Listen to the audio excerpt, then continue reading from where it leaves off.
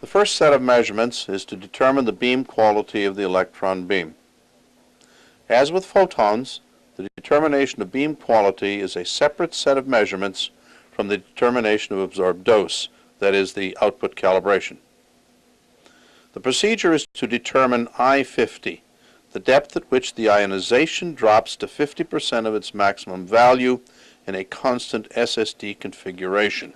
This is then converted to the quality parameter R50, from which the energy correction factor K' R50 is determined. There are several points to make before we start.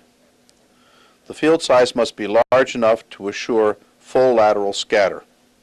This is interpreted in the protocol to be a 10 square or greater cone for beams with an R50 less than or equal to 8.5 centimeters, and as a 20 square or greater cone for R50 greater than 8.5 centimeters.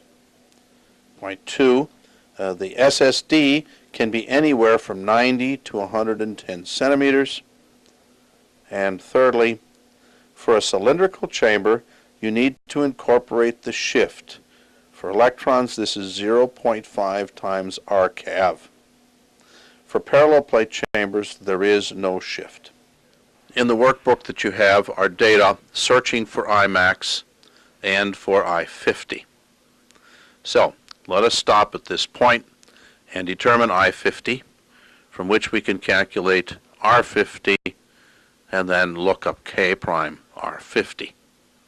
We can also determine the calibration depth, dref. We are using a parallel plate chamber, so there is no shift involved.